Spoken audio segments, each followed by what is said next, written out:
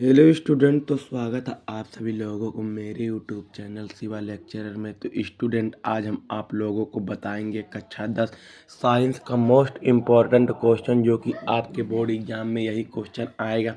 तो स्टूडेंट, आप सभी लोगों के सामने यहाँ पर 5-6 क्वेश्चन रहेंगे, जिसका उत्तर आप लोगों को अच्छे तरीके से तैयार करके बोर्ड एग्जाम में जाना है, जो कि हर साल बोर्ड एग्जाम में पूछा जाता है। तो स्टूडेंट, चलिए बिना देरी किए हुए हम लोग पहले क्वेश्चन की तरफ बढ़ते हैं। तो पहला क्वेश्चन आप सब लोग के सामने स्टूडेंट यहाँ पर है, रुधिर तथा लसिका में अंतर लिखें। स्टूडेंट, जो कि बहुत ही मोस्ट इम्पॉर्टेंट क्वेश्चन है। तो स्टूडेंट, चलिए हम लोग देखते हैं इसके उत्तर को। तो यहाँ पर देखिए आप सभी लोग उसके उत्तर। यह लाल रंग का होता है, जबकि इसमें देखिए यह रंगहीन हल्के पीले रंग का होता है। स्टूडेंट, चलिए हम लोग दूसरे को देखते हैं। इसमें हीमोग्लोबिन होता है, इसमें हीमोग्लोबिन नहीं होता है। चलिए हम लोग तीसरे को देखते हैं।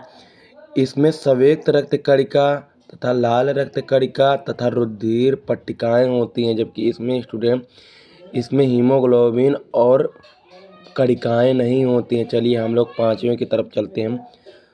तो चौथा आप लोग देखिए, इसमें O2 अधिक CO2 कम होता है, इसमें O2 कम तथा CO2 अधिक होता है। चलिए हम लोग पांचवें को देखते हैं।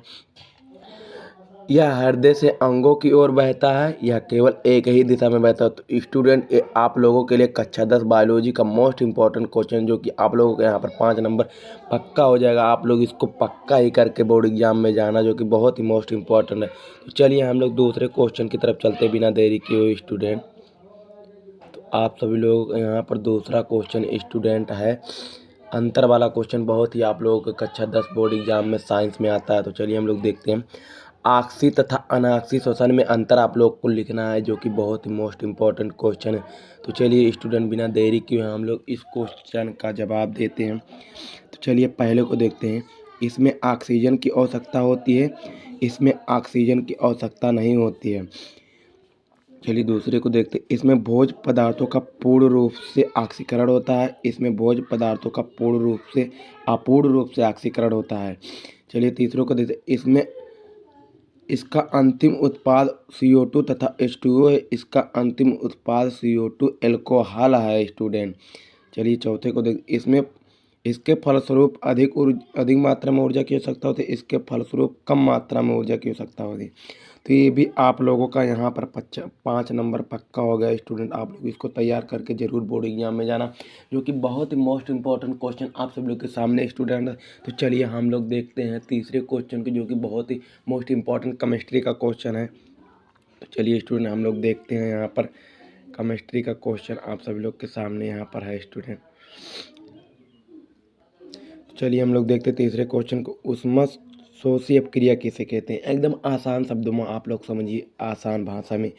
वह रासायनिक अपक्रिया जिनमें उत्पादों के निर्माण के साथ ऊष्मा अवशोषित होती है, उसे ऊष्मा शोषी अपक्रिया कहते हैं। तो चलिए हम लोग इसका उदाहरण देखते हैं, जो कि बहुत ही उदाहरण पूछा जाता है।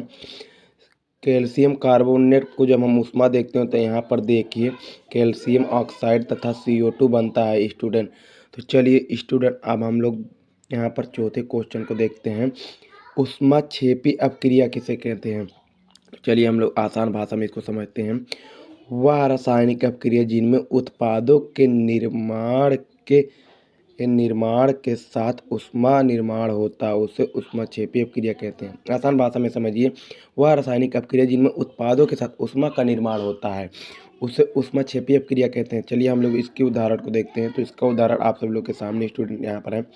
CO+O2 बराबर, जब हम इसको गर्म करते हैं तो यहाँ कार्बन डाइऑक्साइड प्लस ऊष्मा निकलती है स्टूडेंट, जो कि आप लोगों के यहाँ पर ये 2-2 नंबर पक्का हो गया स्टूडेंट। इसको आप लोग तैयार करके ज़रूर बोर्ड एग्जाम में जाना स्टूडेंट। तो चलिए अब हम लोग केमिस्ट्री का एक मोस्ट इम्पॉर्टेंट क्वेश्चन को देखते हैं, जो कि आप लोगों के सामने यहाँ पर है। चलिए हम लोग देखते हैं यहाँ पर स्टूडेंट पाँचवें क्वेश्चन को। तो यहाँ पर देखिए, उदासीनीकरण अपक्रिया किसे है? तो चलिए हम लोग देखते हैं। जब अम्ल और क्षार परस्पर क्रिया करते हैं और जल तथा लवण का निर्माण करते हैं, तो उसे उदासीनीकरण अपक्रिया कहते हैं। तो चलिए इसके उदाहरण को हम लोग यहाँ पर देखते हैं। तो उदाहरण आप सब लोग के सामने है। यहाँ पर NaOH को जब इसे HCl अम्ल में करते हैं तो यहाँ पर सोडियम क्लोराइड प्लस जल प्राप्त होता है स्टूडेंट। तो चलिए ये भी आप लोगों का यहाँ पर 2 नंबर का कंप्लीट हुआ। तो चलिए हम लोग यहाँ पर लास्ट क्वेश्चन को देखते हैं जो कि बहुत ही मोस्ट इम्पॉर्टेंट क्वेश्चन है। तो लास्ट क्वेश्चन आप सब लोग के सामने यहाँ पर है, पीएच स्केल किसे कहते हैं, जो कि हर साल बोर्ड एग्जाम में पूछा जाता है ये क्वेश्चन। हाइड्रोनियम आयन की मोलारता को सांद्रता में लघुगुणकीय मापक्रम द्वारा प्रदर्शित किया जाता है, उसे पीएच स्केल कहते हैं। आसान भाषा में आप लोग समझिए, हाइड्रोनियम आयन की मोलारता में सांद्रता को लघुगुणकीय मापक्रम द्वारा प्रदर्शित किया जाता है, उसे पीएच स्केल कहते हैं। यहाँ पर आप लोगों का 2 नंबर पक्का हुए स्टूडेंट। तो चलिए हम लोग दूसरे वीडियो में मिलते हैं। तो स्टूडेंट चलिए यहीं पर हमारा क्लास खत्म हुआ। जय हिंद। जय